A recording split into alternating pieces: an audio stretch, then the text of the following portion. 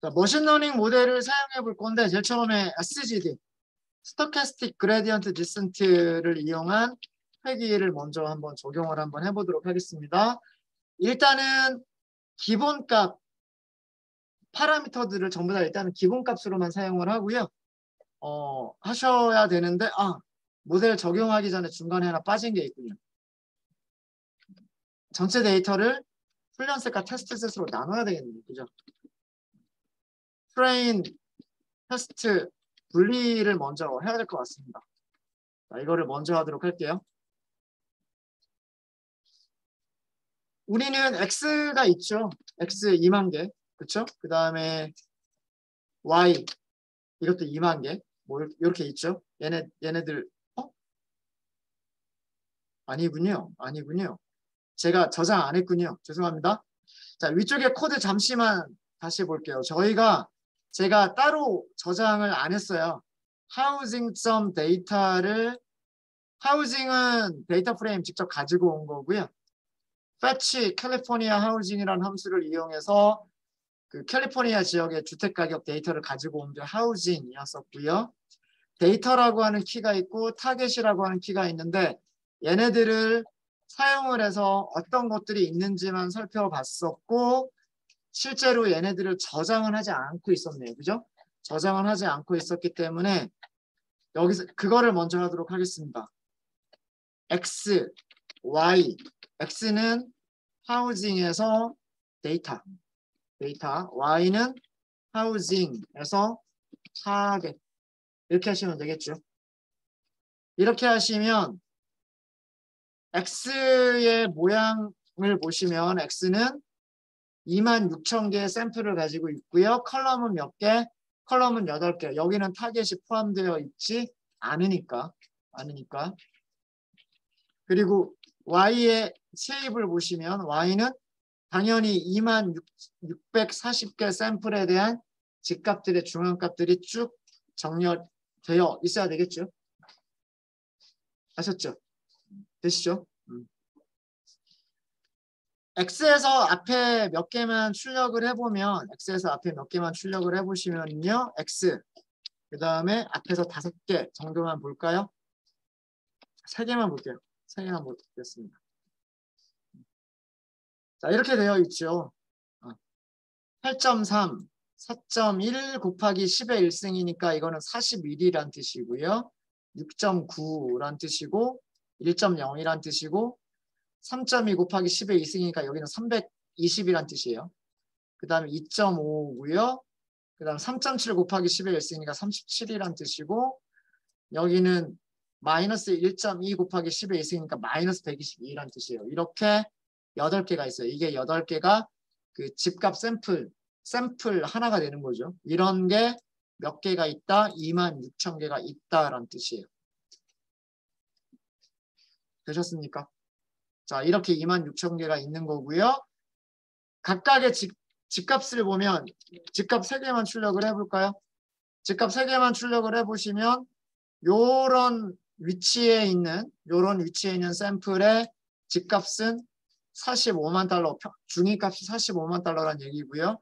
요런 샘플은 35만 달러란 얘기고요. 그 다음에 여기도 35만 달러란 얘기입니다.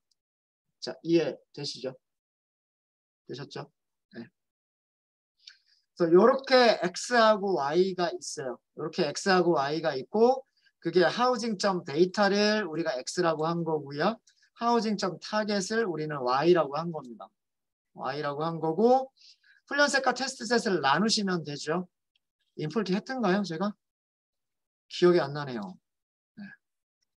주택가격 할 때 요것만 인풋을 했고 여기서도 인풋을 한꺼번에 안 하니까 했는지 안 했는지 기억이 안 나네요. 그죠? 자, 그러면 필요한 것들을 하고 갈게요. 요거를 하기 전에 인풋문을 한꺼번에 넣고 갈게요. 여기서 인풋을 넣고 가죠. 필요한 것들.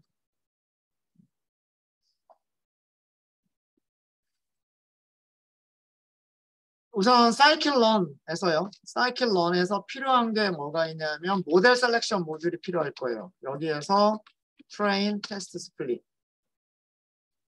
그 다음에 그 변수들을 이렇게 보니까 변수들 몇 개를 출력을 해봤죠. 출력을 해보니까 어떤 거는 단위가 100자릿수가 있고요. 그 다음에 어떤 거는 뭐 1의 자릿수가 있고 어떤 거는 10의 자릿수가 있고 뭐 그러네요.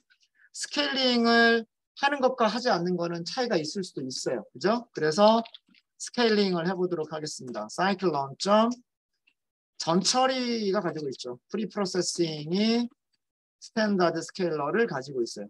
스탠다드 스케일러를 가지고 있죠. 만약에 모델과 에스티메이터와 변환기를 연결하시려면 파이프라인 이용하시면 돼요. 그러면은 파이프라인은 사이클 런 중에 파이프라인이라고 하는 모듈이 있어요. 여기에서 임포트를 하시면 돼요. 파이프라인이라고 하는 클래스를.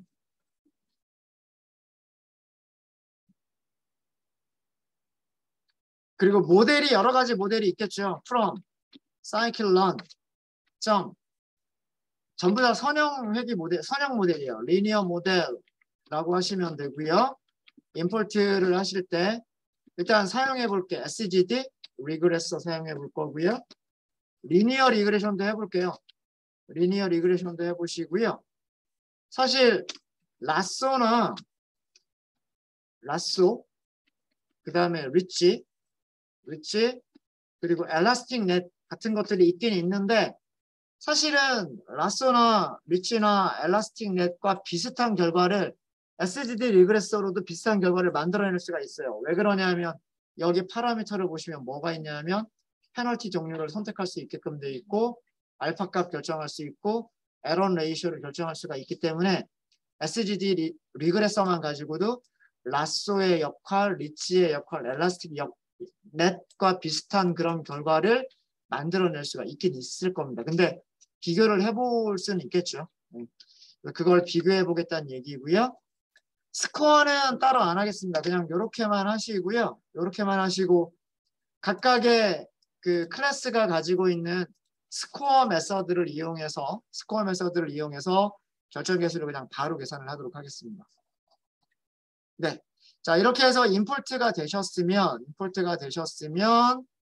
X, Y 이런 것들을 이용을 해서 우리는 트레인 테스트 스플릿을 할 수가 있고요.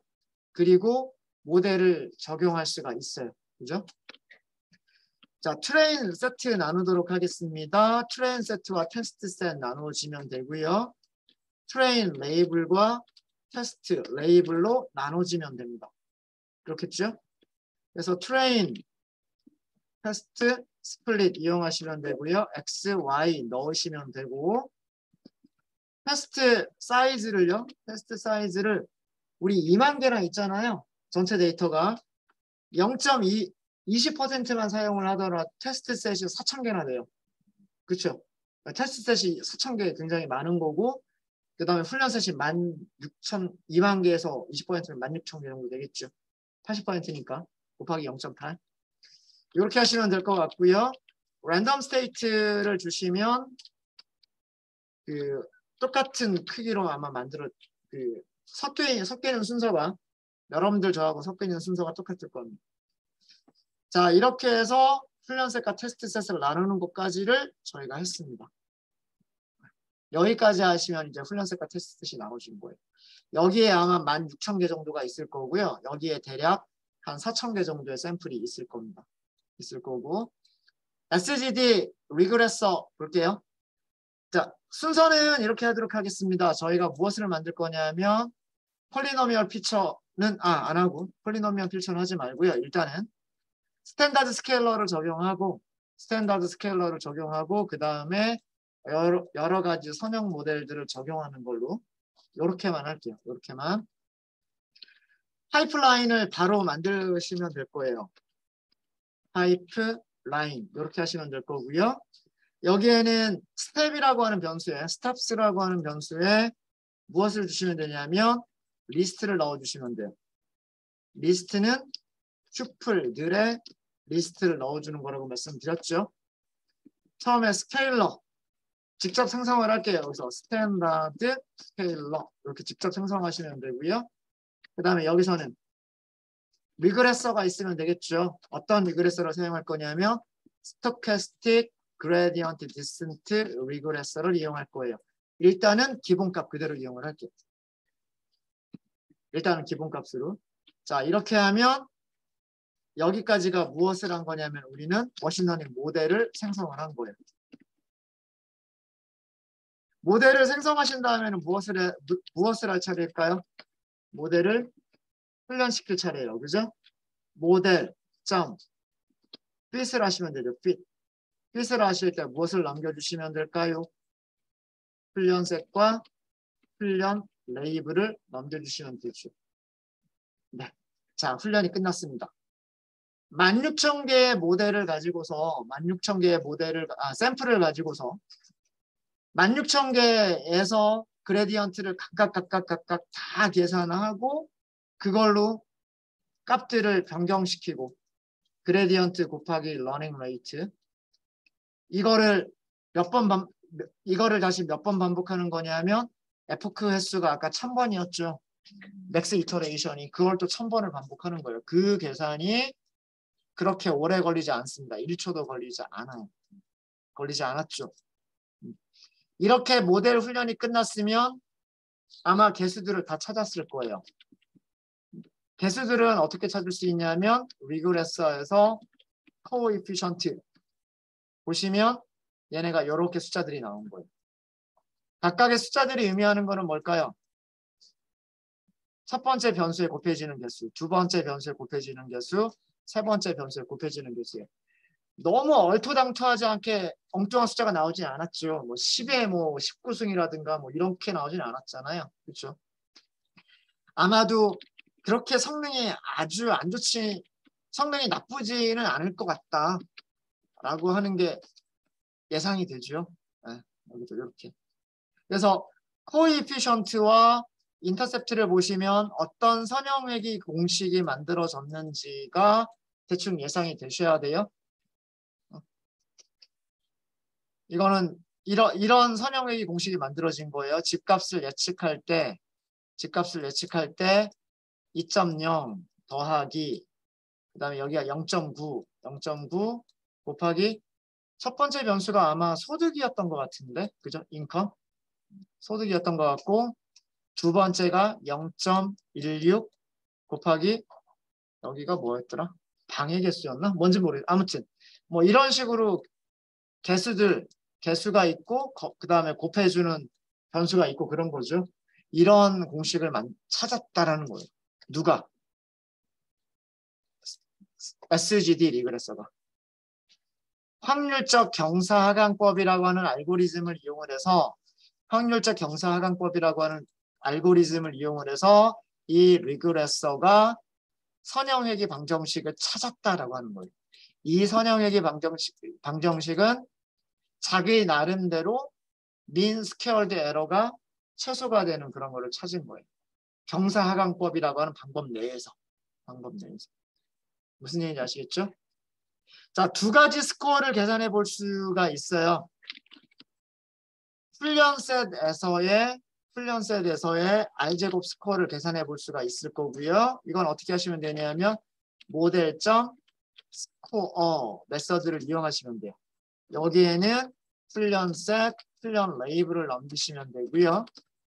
그 다음에 테스트 셋에서의 R2 스코어 결정 개수도 출력해 보실 수가 있으세요. 모델점 스코어 여기에는 테스트 셋과 테스트 레이블을 넘기시면 되죠. 0.58 정도가 나왔습니다. 0.58. 그리고 여기는 0.54죠. 과소적합이네요. 그죠? 훈련셋의 점수보다 테스트셋의 점수가 더 좋습니다. 그렇죠? 이거는 과소적합이 나타났다는 얘기예요. 과소적합.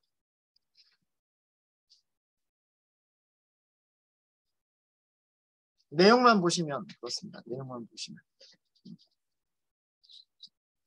근데 감이 안 오죠. 우리가 얘네들을 정말 어느 정도 오차로 맞춘 것인가 라고 하는 게 감이 잘 안 오죠. 그렇죠? 네. 그럼 한번 우리 이런 거 한번 생각을 해볼까요? 무엇을 생각해 보냐면 훈련셋에서 일단 훈련셋에서만 볼게요. X축하고 Y축이 있을 텐데 X축하고 Y축이 있을 텐데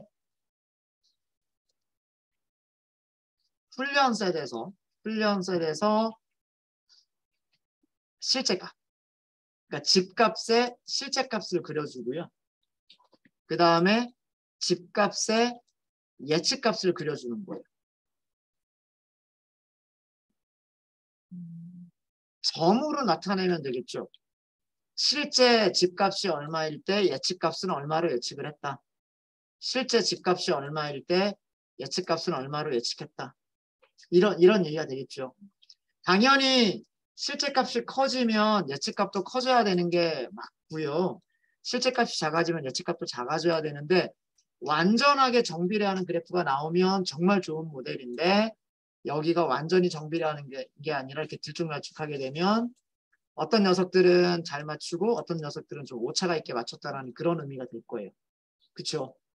자, 그래서 이것만 가지고 얼마나 잘 맞추는지가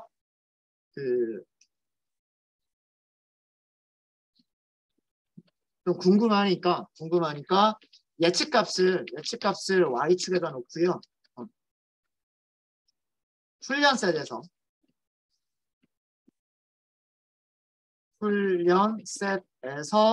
예측값을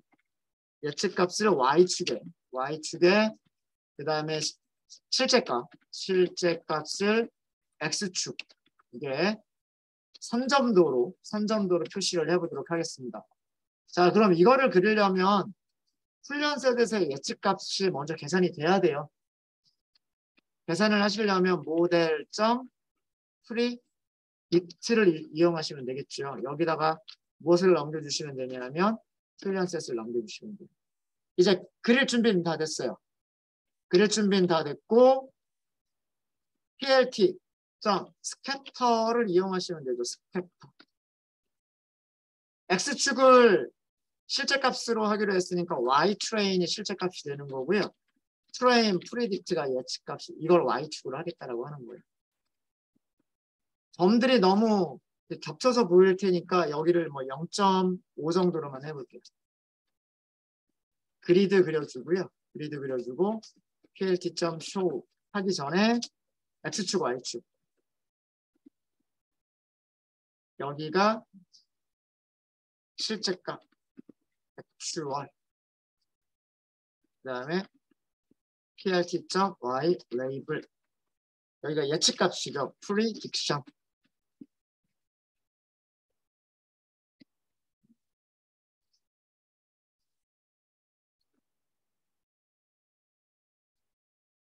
이렇게 해서 그려보시면 거의 뭐 이런 값이 나오는군요. 마이너스 값들이 좀 있네요. 예측한 거를 보니까. 그러다 보니 마이너스 30이 있어서 여기가 이런 값들 이렇게 나오는군요. 거의 대부분 요 주위에 요 근방에 몰려 있기는 몰려 있는데 근데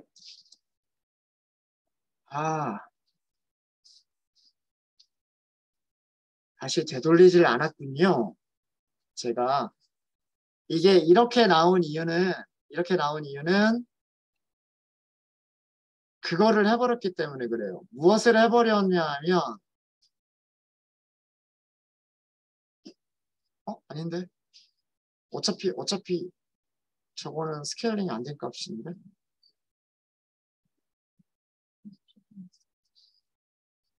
실직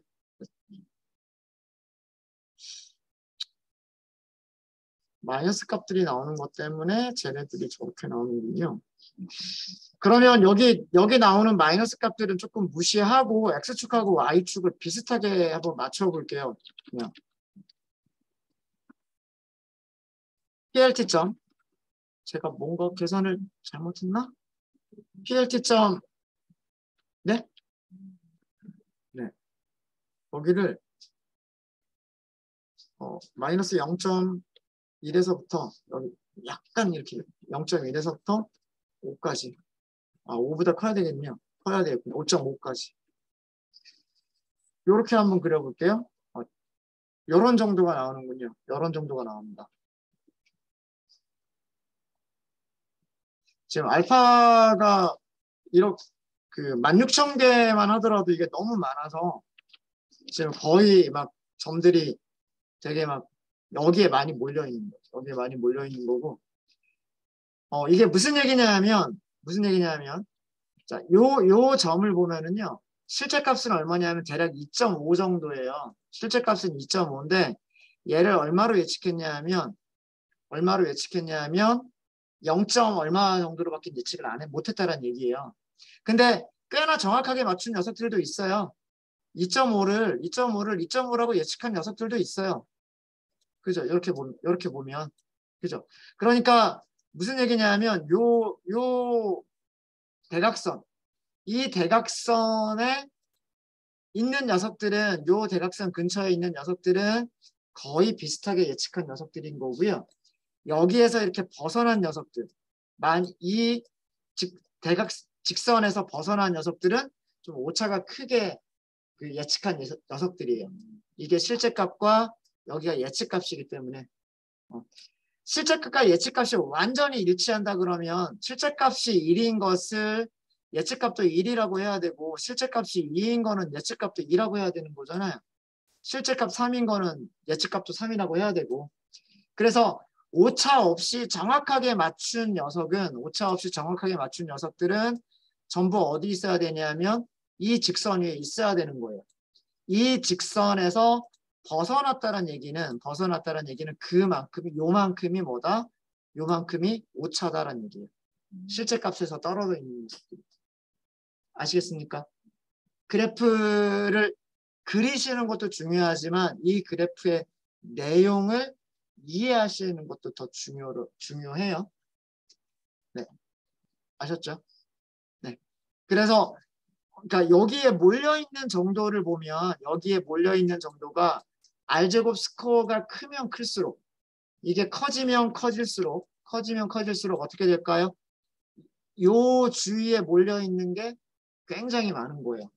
그리고 바깥으로 떨어져 나가는 게 적은 거예요. 근데 R제곱 스코어가 적으면 적을수록 여기에서 퍼져 있는 정도가 더 큰 겁니다.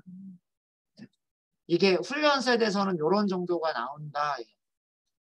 훈련 세대에서는 이런 정도가 나온다라고 하는 거고요. 테스트 셋에서도 비슷한 그래프를 한번 그려볼까요? 테스트 셋에서 비슷한 그래프를 그려보면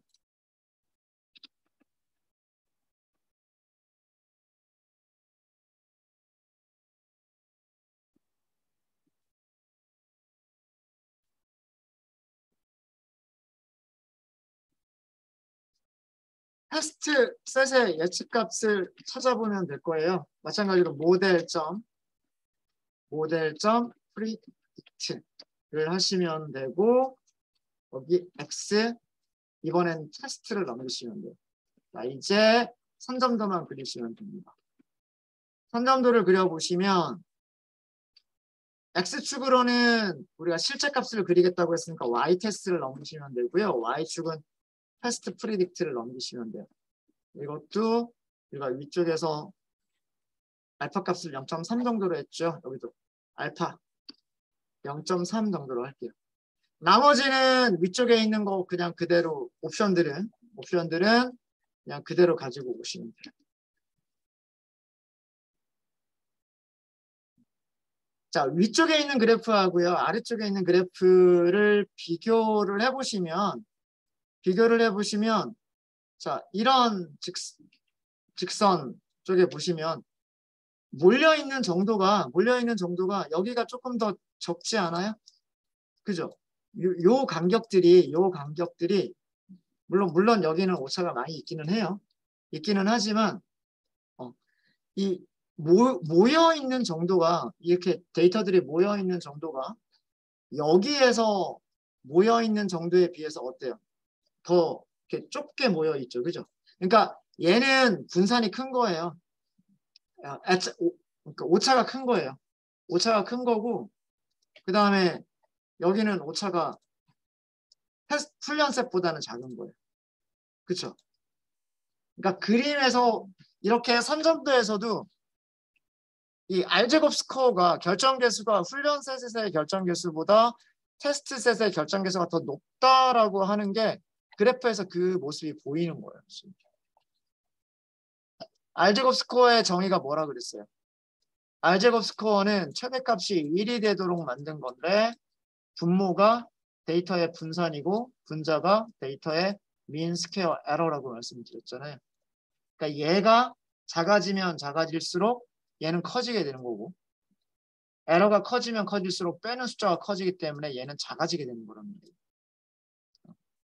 그래서 그거를 시각적으로 어떻게 표현을 할 것이냐라고 하는 건데 실제값과 예측값의 그래프를 그려보시면 돼요. 실제값과 예측값의 그래프를 그려보면 얘네들이 어느 정도 분산되어 있느냐를 보시면 결정계수가 어느 쪽이 클지가 시각적으로 보이게 됩니다. 네, 되셨습니까? 되셨죠? 네, 이렇게 해서 보스턴, 죄송합니다. 보스턴이 아니라 LA 지역, LA 지역에서의 그 캘리포니아 지역, 죄송합니다. 캘리포니아 지역에서의 집값에 대한 그런 분석을 스토캐스틱 그레디언트 디센트를 이용해서 우리가 찾아봤어요. 찾아봤죠? 네. 여기서 이거 리미트를 준 거는 예측값이 밑에서 음수가 나오는 경우들이 있어서 그리고 몇 개가 되지는 않았잖아요. 그래서 그 몇 개 되지 않는 것들은 지워버리려고 제가 일부러 조금 그렇게 줬습니다. 줬고요. 자, 여러분들께는 제가 뭐를 혹시 여기까지 질문 있으시면 질문 먼저 주시고.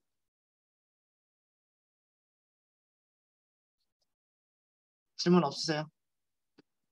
결과 잘 나오세요? 다들 잘 나오시죠? 그럼 여러분들은 무엇을 비교해 보시냐면 똑같은 데이터셋을 가지고요. 트레인 테스트는 우리가 다 나눠놨어요. 트레인 테스트는 다 나눠놨으니까 리니어 리그레션을 한번 시도를 해보세요. 시간이 얼마나 걸릴지는 모르겠어요. 변수의 개수가 늘어났기 때문에 리니어 리그레션이 시간이 더 오래 걸릴 수도 있습니다. 리니어 리그레션 해보시고요. 여기 훈련시키고 난 다음에 결정계수 찾아보시면 돼요. R제곱 스코어 찾아보시면 됩니다. 훈련셋과 테스트셋의 R제곱 스코어를 찾아보시고 그 다음에 과소적합인지 과대적합인지 결론 내시고 그 다음에 그 숫자가 그 SGD랑 결과 차이를 비교를 하시면 되는 거예요. 누가 더 좋은지. 물고기 세트에서는 상대도 안 되게 리니어 리그레션이 좋았잖아요. 그죠? 그쵸? 응? 스토캐스틱 그레디언트 디센트는 정말 물고기 세트에서는 쓸 수도 없는 그런 모델이었는데 선형 회귀가 훨씬 더 좋은 모델이었는데 여기서는 어떨지 모른단 말이에요. 그죠? 데이터셋이 일단 많으니까. 그 다음에 L1, L2, 그 다음에 엘라스틱네스 다 비교를 해보시는 거예요. L1이 뭐냐 하면 라쏘. L1이 라쏘고요. 그 다음에 L2가 리치라고 하는 클래스가 있고요. 리치라고 하는 클래스가 있고 그리고 리치와 라쏘를 합쳐준 게 뭐냐면 엘라스틱넷이에요. 그래서 요 네 가지에 대해서는 여러분들이 직접 해보세요. 하시는 거는 어렵지 않습니다. 아마 시간은 그렇게 오래 걸리지 않으실 거예요. 훈련셋과 테스트셋이 나눠져 있기 때문에 일단 우리 스케일링 했으니까 나머지 밑에도 다 스케일링 해야 돼요. 파이프라인 만드실 때 여기까지는 똑같고 여기만 바꿔주시면 되죠. 여기만 리니어 리그레션으로 바꿨다가 그 다음에 라쏘로 바꿨다가 리치로 바꿨다가 그리고 엘라스틱넷으로 바꿔보시면 되는 거죠. 그 다음에 하는 일은 똑같죠. 모델을